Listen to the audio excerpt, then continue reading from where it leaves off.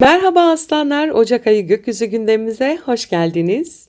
Yeni yıla adım atarken düzen, sorumluluk ve üretkenlik temalarını merkeze almanıza neden oluyor gökyüzü. Ocak 2026 boyunca hayat sizden daha fazla istikrar, daha fazla disiplin talep ediyor. Oğlak burcunda kavuşan Güneş, Venüs ve Mars sizin 6. evinizi, yani çalışma düzeninizi, günlük yaşam alışkanlıklarınızı ve sağlığınızı aydınlatıyor. Bu enerji yeni yıla bir planla başlamanızı istiyor aslında. Artık neye emek verdiğiniz, nasıl çalıştığınız ve kimlerle işbirliği yaptığınız önem kazanıyor. Mars'ın varlığı motivasyonunuzu arttırırken Venüs iş ortamında ilişkileri yumuşatacak. Bu sizi hem üretken hem de uyumlu kılabilir. Fakat Oğlak enerjisi sabır ister. Bu ayın başarısı istikrarlı ve stratejik ilerleyebilmekten geçiyor.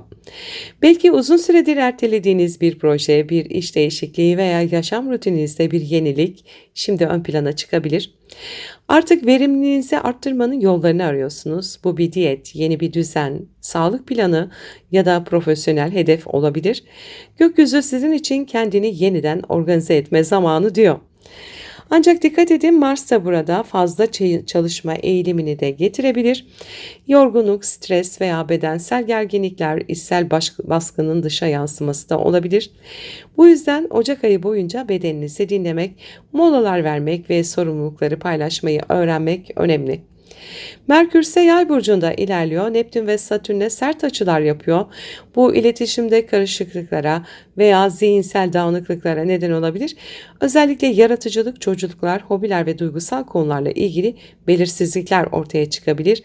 Bu enerji gerçekle hayal arasındaki çizgiyi bulanıklaştırabilir.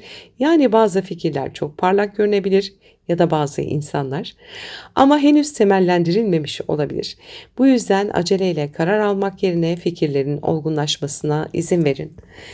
Neptün'ün etkisi aynı zamanda ilham da getirir. Sanatla uğraşıyorsanız yaratıcılığınız bu ay derinleşir. Ancak bu ilhamı somut bir forma dökmek sabır ister. Satürn'ün kare etkisi sizi disipline çağırıyor. Hayal et ama planla diyor. Jüpiter ise Yengeç burcunda retro harekette sizin 12. evinizde iç dünyanızı, bilinçaltınızı aydınlatıyor. Bu dönem dış dünyada büyük adımlar atmaktan çok içsel hazırlık yapma zamanıdır. Kendinizle baş başa kalmak, geçmiş deneyimlerden ders çıkarmak ve ruhsal temizlik yapmak sürecinde olabilirsiniz. Bir döngü kapanıyor ve siz bu yeni döneme hazırlanıyorsunuz. Fakat bu hazırlık görünmeyen bir alanda gerçekleşiyor. Belki de farkında olmadan yeni bir kimlik, yeni bir hedef şekilleniyor olabilir. Nihayetinde Temmuz ayında Jüpiter Aslan burcuna geçecek. Yeni bir kimlik, yeni bir hedefinizi daha net görüyor olacaksınız. Şimdi hazırlık yapın. Uranüs ise Boğa burcunda geri harekette ve sizin kariyer alanınızı etkiliyor. Bu mesleki hayatta sürpriz gelişmelere, beklenmedik yön değişikliklerine işaret ediyor. Eğer işinizde bir süredir sıkışmış hissediyorsanız Uranüs bu zinciri kırmak için sahneye çıkıyor. Fakat Oğlak burcundaki Mars'ta yaptığı bir 135 derecelik açı da var. Ani kararların riskli olabileceğini hatırlatıyor. Bu nedenle iş değişikliği, yöneticiyle çatışma veya profesyonel yön değişimi konularında temkinli ilerleyin.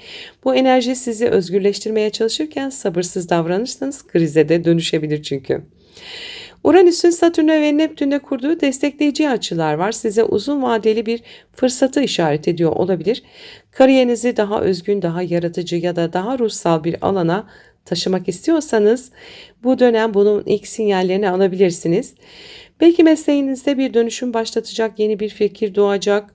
Uranüs size cesaret verirken Satürn bu değişimi kalıcı hale getirmenizi sağlayabilir. Venüs ise Oğlak burcunda ilişkilerde sadelik, netlik ve güven isteğini arttırıyor. Artık oyun oynamak değil, netleşmek istiyorsunuz.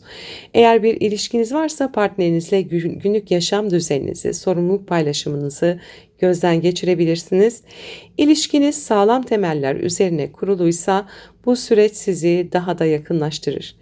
Ama ilişki sürekli bir yorgunluk kaynağına dönüştüyse bu ay dengeyi yeniden kurma ihtiyacı da doğabilir. Lilith ise Yay burcunda Neptün'le uyumlu açı içinde. Bu bastırılmış yaratıcılığınızı, tutkularınızı ve özgün yönlerinizi yeniden ortaya çıkarıyor. Siz bir aslan olarak zaten doğuştan yaratıcı, sahne enerjisine sahipsiniz. Lilith bu enerjiyi derinleştiriyor. Bu ay sanatsal üretimler, duygusal farkındalıklar veya kendinizi ifade biçiminizde büyük bir değişim yaşayabilirsiniz. Ocak 2026 sizin için görünürde sade ama içerikte güçlü bir dönem. Hayat sizden daha bilinçli bir düzen kurmanızı istiyor. Bu sadece iş rutini değil, tüm yaşam dengenizi kapsayan bir yeniden yapılanma süreci. Artık her şeyin temelinde disiplin, özsaygı ve denge olacak. Ay sonunda geriye baktığınızda fark edeceksiniz ki kendinizi daha kararlı, daha organize, çok daha güçlü hissediyorsunuz. Yeni yılın ilk ayı yeni bir düzenin başlangıcı olabilir sizin için. Ocak ayı giriş enerjileri bu şekildeydi. Şimdi astrolojik gündeme geçiyorum. Sevgili aslanlar, Ocak ayının ilk yarısı kendinizi yapılandırma zamanı dediğim gibi, ama bu kez dış görünüşte değil, hayat düzeninizde, sağlığınızda, iş alışkanlıklarınızda, yani yaşamın temellerinde. Oğlak burcundaki Güneş, Venüs ve Mars sizin için düzen, emek, sorumluluk alanında gerçekleşiyor. Artık parlama zamanı değil, sistem kurma zamanı.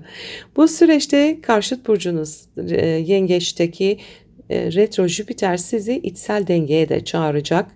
Yani dış dünyada düzen kurarken iç dünyanızı ihmal etmemelisiniz. Bir denge kurulmalı, üretirken de huzurlu kalmalı. 3 Ocak'ta Yengeç burcunda bir dolunayımız var. Sizin 12. evinizde, yani bilinçaltı, iç dünya, rüyalar ve ruhsal alanınızda gerçekleşiyor. Bu güçlü dolunay bastırdığınız duyguları yüzeye çıkarabilir. Belki bir süredir görmezden geldiğiniz bir korku, endişe veya geçmişle ilgili bir konu yeniden gündeme gelebilir. Ama bu kötü bir şey değil. Bu dolunay aslında içsel bir arınma şansı. Sanki gökyüzü size diyor ki artık duygusal yüklerinden kurtul. Çünkü önünde yeni bir sorumluluk dönemi başlıyor. Bu süreçte meditasyon, dua, terapi, doğa da zaman geçirmek gibi ruhsal aktiviteler size çok iyi gelir. Dolunay iç sesinizi duymanız için bir perdeyi aralıyor. Yeter ki sustuğunuz yerden dinlemeyi bilin. 6 Ocak'ta Güneş ve Venüs Oğlak Burcu'nda kavuşacaklar. Bu enerji çalışma ortamınıza bir huzur, bir zarafet getirecek. İş yerinde ve günlük rutininizde daha keyifli bir atmosfer oluşabilir. Belki bir iş arkadaşınızla ilişkileriniz yumuşar ya da yaptığınız işe olan sevginiz artar. Venüs burada size emekle gelen güzellik prensibini hatırlatıyor. Yani sevgi sadece romantik bir şey değil. Yaptığınız işe gösterdiğiniz özenle de ölçülür. Bu kavuşum iş hayatınızda bir uzlaşma, barış veya yeni bir işbirliği fırsatı getirebilir. Ayrıca sağlık açısından da güzel bir etki. Vücudunuzu ihmal ettiyseniz bu dönemde ona sevgiyle yaklaşma zamanı, yeni bir rutin, beslenme düzeni veya bakım alışkanlığı başlatmak için harika bir dönem. 8 ile 10 Ocak arasında Güneş, Venüs ve Mars kavuşumu Oğlak Burcu'ndaki retro Jüpiter'e de karşıt açı yapacak. İşte bugünler Ocak ayının en yoğun, en enerjik dönemi. Gökyüzünde üçlü bir kavuşum var. Hepsi çalışma, üretim ve hizmet alanınızda, ama karşılarında sizin bilinçaltınıza geri giden Jüpiter var. Bu da demek oluyor ki aşırı yüklenme, tükenmişlik ve duygusal yorgunluk riski yüksek. Bir yandan üretmek, bir şeyleri mükemmel yapmak istiyor olabilirsiniz, ama diğer yandan ruhunuz dur, dinlen diyor da olabilir. İşte bu dengeyi kurmak çok önemli. Çünkü Oğlak enerjisi sizi hep hedefe kitler, Jüpiter ise kalbinizi hatırlatır. Bugünlerde iş hayatında yeni bir başlangıç, bir proje ya da sorumluluk üstlenebilirsiniz. Ama unutmayın, başarı sadece çok çalışmakla değil, dengeyi kurmakla gelir. Mars burada sizi motive ederken Venüs ilişkileri yumuşatıyor. Eğer iş ortamında gerginlik varsa bu enerjiyle barışmak, uzlaşmak, yeni bir düzen kurmak mümkün. 14 Ocak'ta Merkür ile retro Jüpiter arasında da bir karşıt açı var. İletişimde iki uçlu bir dönem. Bir yandan çok net konuşmak, plan yapmak, organize olmak istiyor olabilirsiniz. Ama diğer yandan duygusal karmaşa, geçmişe takılma, içsel dağınıklık gündeme gelebilir. Bu etkiyi özellikle iş hayatında yöneticiler veya ekip arkadaşlarıyla yapılan görüşmelerde dikkat gerektirir. Söyledikleriniz büyütülebilir. ya da yanlış anlaşılabilir. Bu yüzden bugünlerde iletişimde sade olun, gereksiz detaylardan uzak durun. Ayrıca bu enerji bilinçaltınızda aktif hale getirir. Rüyalarınızda çözülmemiş meseleler gün yüzüne çıkabilir. Onları görmezden gelmeyin. Çünkü size yön gösterebilirler. 15 Ocak'ta Uranüs Boğa burcunda durağanlaşıyor. Bu durağanlaşma sizin kariyer evinizde gerçekleşiyor ve çok önemli. Son birkaç yıldır Uranüs kariyer alanınızda köklü değişimler yaratıyor. Artık bu değişimin yeni bir aşamasına geçiyorsunuz. Belki bir süredir sizi huzursuz eden bir iş düzeni, bir yöneticilik tarzı ya da mesleki yön artık dönüşmeye başlıyor. Uranüs burada size özgünlüğünüzü hatırlatıyor. Toplumun ne beklediğini değil, senin kalbinin ne istediğini yap diyor. Bu duran pozisyon yeni bir meslek hedefi, beklenmedik bir fırsat ya da sıra dışı bir kariyer dönüşümü başlatabilir. Sevgili aslanlar, Ocak ayının ilk yarısı sizin için verimlilik, içsel disiplin ve sağlık ayı. Gökyüzü sizi daha düzenli, sorumlu ve planlı biri olmaya çağırıyor. Ama bu düzenin içinde de bir denge var. Kalbinizi, ruhunuzu, ruhsal sağlığınızı unutmamak. Bu ay dış dünyada istikrar kurarken iç dünyanızda beslemeniz gerekiyor. Yani başarı formülünüz şu: sistem kur ama ruhunu unutma.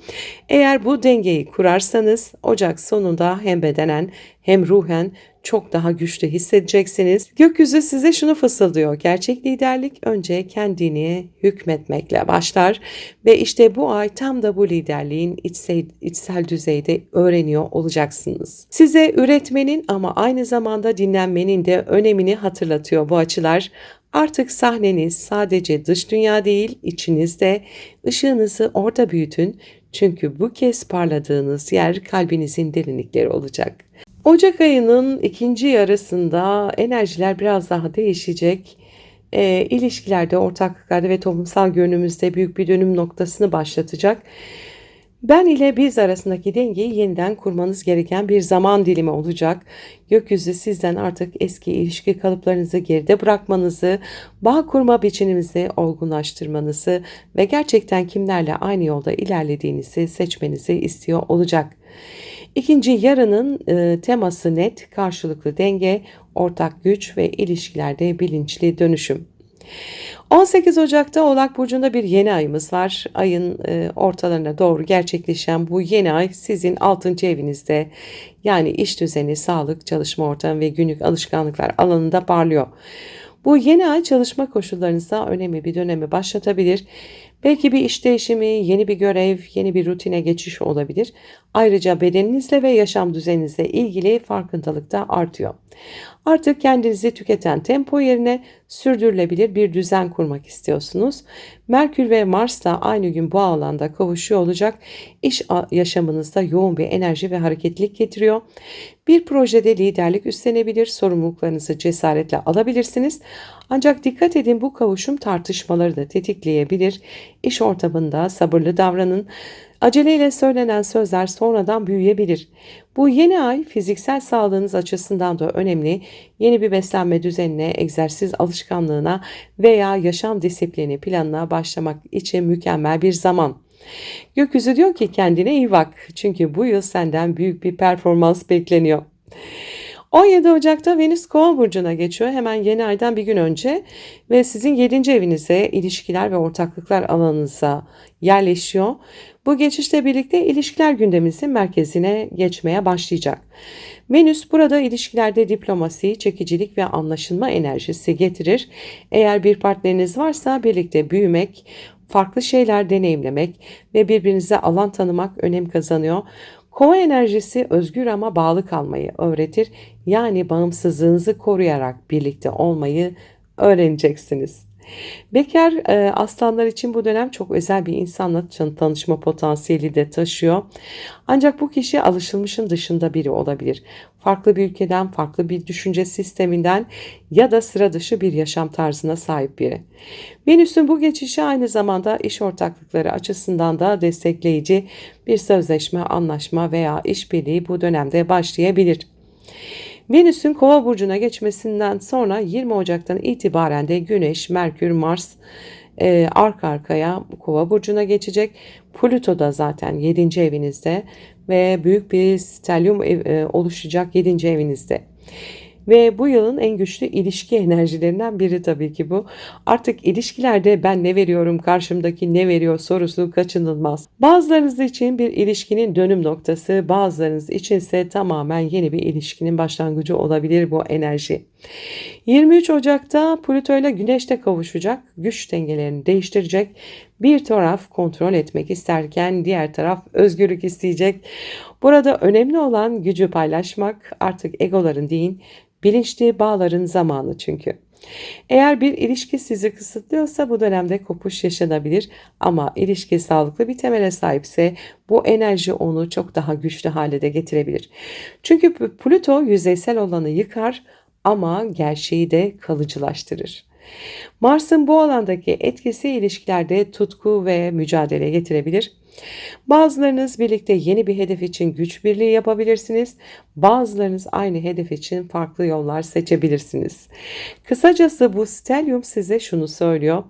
Gerçek bağ kontrol değil, karşılıklı güç alışverişidir. Ve 26 Ocak'ta Neptün Koç burcuna geçiyor ve ufuklar artık açılıyor.